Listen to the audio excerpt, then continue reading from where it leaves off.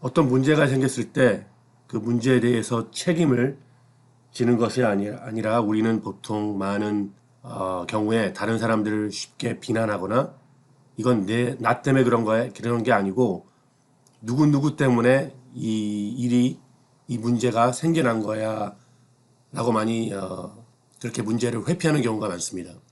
어떤 국가에서 국가의 지도자가 이 나라가 잘못 돌아가고 있는 것이 나 때문에 그렇다고 인정하는 그런 리더들을 찾기 힘들고 어떤 조직, 뭐 회사나 교회에서도 마찬가지고요. 가정에서도 마찬가지입니다. 그래서 우리는 어떤 문제가 생기면 쉽게 이것은 내 부모님 때문이야. 내가 돈이 없고 내가 뭐 못생기고 그런 것이 다 우리 부모님 때문이야 라고 부모님을 비난하는 경우도 있고 또 남편은 아내를 비난하는 경우가 있습니다. 내가 잘 되지 않는 것은 내 아내가 나를 서포트 해주지 않아서 그래. 그리고 아내들은 보통 또 남편들을 비난하는 경우가 있어요. 아니면 이미 떠난 과거의 전 남편 또 전 아내를 비난하는 그런 경우도 있습니다. 또 직장에서도 상사를 비난하는 경우가 있고 또 상사들은 밑에 있는 사람들을 비난합니다. 어떤 사람들은 자기 자신을 비난해요. 모든 문제는 나 때문에 생긴 거야. 그렇지가 않은데도 자기 자신을 비난합니다. 또 어떤 사람들은 하나님을 비난하는 사람도 있어요. 모든 문제는 하나님 때문에 그래. 내가 겪고 있는 어려움들, 모든 시련들 이런 것들은 다 하나님이 나를 도와주지 않아서 그래 라고 하는 사람들이 있습니다. 자, 왜 이렇게 많은 사람들이 쉽게 다른 사람들을 비난할까요? 한번 우리 말씀을 살펴보면서 이야기를 나누도록 하겠습니다. 창세기 3장 1절에서 13절에 보면 이렇게 말씀하고 있습니다. 그런데 뱀은 여호와 하나님이 지으신 들짐승 중에 가장 강교하니라. 뱀이 여자에게 물어 이르되, 여기서 뱀은 사탄을 의미합니다. 사탄이 뱀에 들어간 거죠. 그리고 사탄이 뱀을 통해서 이제 여자에게 유혹을 주는 거예요. 어떻게 물어보냐면 하나님이 참으로 너에게 동산 모든 나무의 열매를 먹지 말라 하시더냐 하고 의심하게 합니다. 이 사탄이 첫 번째 쓰는 그런 그 작전이 뭐냐면 의심하게 해요. 의심. 하나님 말씀을 의심하게 합니다. 자, 하나님이 동산의 모든 열매들은 먹되 선과 악을 알게 하는 나무만 열매만 먹지 말라고 하셨습니다. 근데 사탄이 여자에게 뭐라고 그러냐 이렇게 의심하게 만드는 거예요. 하나님이 참으로 너에게 동산 모든 나무의 열매를 먹지 말라 하시더냐 라고 이렇게 의심하게 합니다. 하나님의 말씀을 이렇게 변질시켜서 다가오게 해요. 2절에 보니까 여자가 뱀에게 말하되 동산 나무의 열매는 우리가 먹을 수 있으나 동산 중앙에 있는 나무의 열매는 하나님의 말씀에 너희는 먹지도 말고 만지지도 말라. 자, 여기서 보면 또 여자가 잘못 이해해요. 하나님이 만지지도 말라는 말을 하지도 않았어요. 먹지 말라고 했지 만지지도 말라라는 말씀 안 했는데 이렇게 하나님의 말씀을 덧붙여서 이야기합니다. 그리고 말씀에서 계속 보니까 너희가 죽을까 하노라 하셨느니라. 뱀이 여자에게 이르되 너희가 결코 죽지 아니하니라 라고 말씀하고 있어요. 자, 두 번째 사탄이 쓰는 그 작전은 거짓말입니다. 거짓말. 자, 사탄은요 거짓말 중에 거짓말이에요. 사탄은 우리가 하나님으로부터 멀어지는 것을 좋아합니다. 하나님의 말씀을 순종하지 않게 해요. 불순종하게 합니다. 그리고 거짓을 약속합니다. 사탄은. 그래서 항상 사탄을 따르고 사탄의 유혹에 넘어가는 사람들은 나중에 끝이 좋지가 않아요. 더 큰 손해를 봅니다. 그리고 하나님으로부터 멀어져요. 자, 그리고 5절에 보세요. 너희가 그것을 먹는 날에는 너희 눈이 밝아져 하나님과 같이 되어 선악을 알 줄 하나님이 아심이이니라 라고 말씀하고 있어요. 이게 사탄의 작전입니다. 사탄은 하나님을 공격할 수 없기 때문에 우리를 공격하고 우리로 하여금 하나님으로부터 멀어지게 그리고 자기를 따르게 자기를 경배하도록 하는 게 사탄의 작전입니다. 자, 이제 6절에서 보니까요. 여자가 그 나무를 본즉 먹음직도 하고 보암직도 하고 지혜롭게 할 만큼 탐스럽기도 한 나무인지라. 여자가 그 열매를 따먹고 자기와 함께 있는 남편에게도 주매 그도 먹은지라 라고 말씀하고 있어요. 자, 여기서 보니까 여자가 이 죄를 질 때 세 가지를 우리가 발견할 수 있는데 나무를 본즉 먹음직도 하고 보암직도 하고 그 다음에 지혜롭게 할 만큼 탐스럽기도 한 나무인지라 라고 말씀하고 있습니다. 자, 우리가 그 요한 1서 2장을 보면 성경에서 이 세상을 사랑하지 말라라고 말씀하고 있는데 우리가 이 세상을 사랑할 때 세 가지 면에서 우리가 유혹에 넘어갈 수 있는데 그 첫 번째가 뭐냐면 바로 육신의 정욕입니다. 육신의 정욕. 그 다음에 두 번째가 안목의 정욕이에요.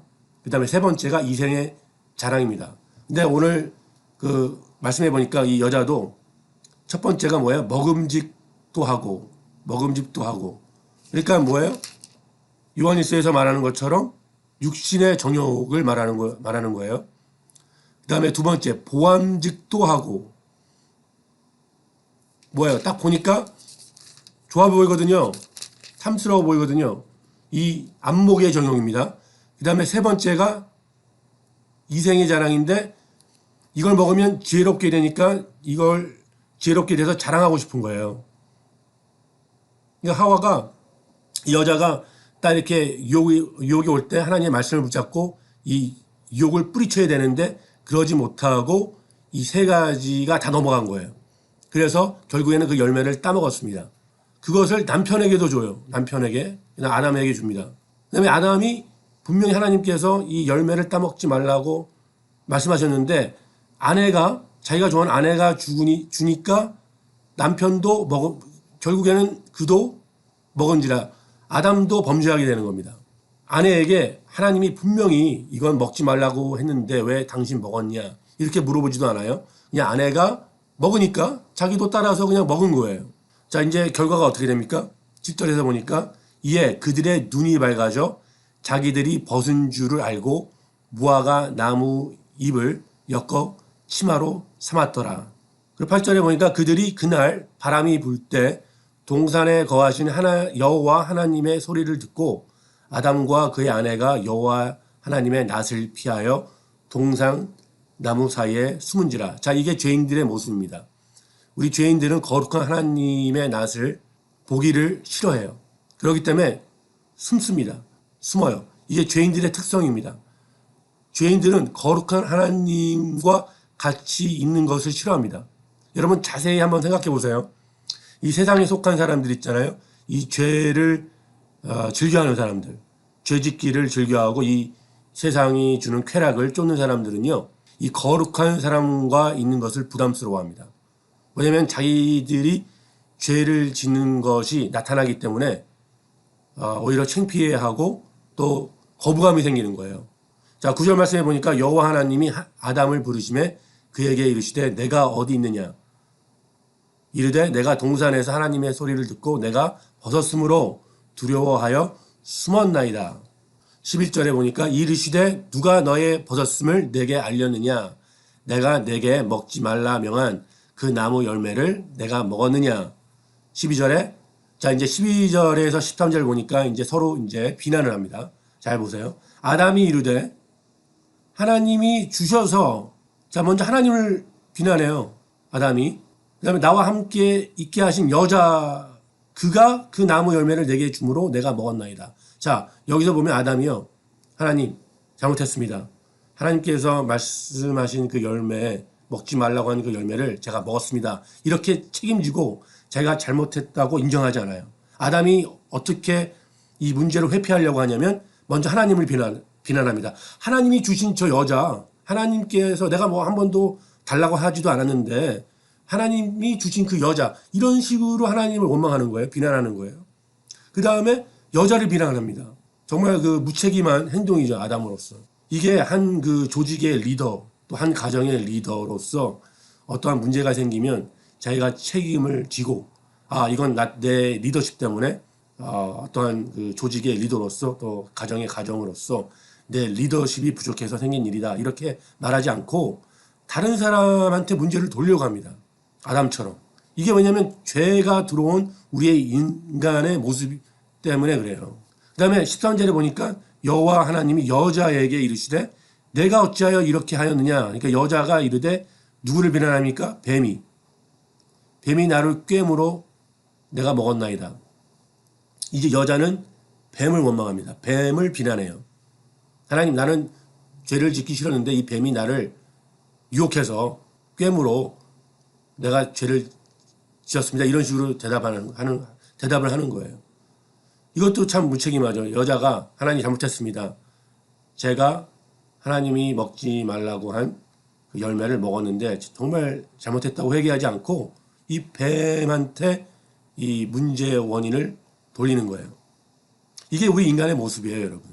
죄 때문에 우리는 우리의 잘못을 인정하지 않고 다른 사람한테 이 문제를 돌리는 모습이에요. 이 성경에서 보면요, 이 다윗, 하나님의 마음에 합한 다윗을 보면 다윗이 이제 결국 왕이 돼서 이제 모든 것이 잘 돌아갑니다. 승승장구를 하죠. 근데 이제 그럴 때 하나님과의 관계가 아무래도 소홀해진 것 같아요. 말씀을 잘 묵상하지도 않고 기도도 열심히 안 하고. 그때 이제 하루 옥상에 이제 올라가서 보니까 아름다운 여인 벳세바가 이제 그 목욕을 하는 모습을 봐요. 이제 그 유혹을 뿌리치지 못하고 이제 벳세바와 이제 간음을 행합니다. 근데 문제는 벳세바가 그 남편이 있었어요. 우리아 장군. 그래서 결국에는 그 죄를 덮으려고 다윗이 그 신실한 종 우리아까지 죽이게 됩니다. 자, 이제 하나님이 그것을 다 보시고 이제 슬퍼하시고 이 선지자 나단 그 선지자를 보내요, 다윗에게. 그리고 이제 그 꾸짖습니다, 나단을 통해서. 그러니까 다윗이 나단 선지자가 꾸짖을 때 웬만한 사람 같았으면 그 나단 선지자도 죽이고 네가 누군데 감히 나한테 그런 말을 하느냐 하고 했을지도 모르는데 다윗은 다른 사람을 비난하지 않습니다. 다윗이 이 여자 벳세바 때문에 내가 속았다 뭐 이렇게 변명하지 않아요. 비난하지 않아요. 나단 선지자가 꾸짖었을 때 다윗은 무릎을 꿇고 회개를 합니다. 하나님 앞에 진정으로 회개를 해요. 그리고 하나님 앞에 돌아옵니다.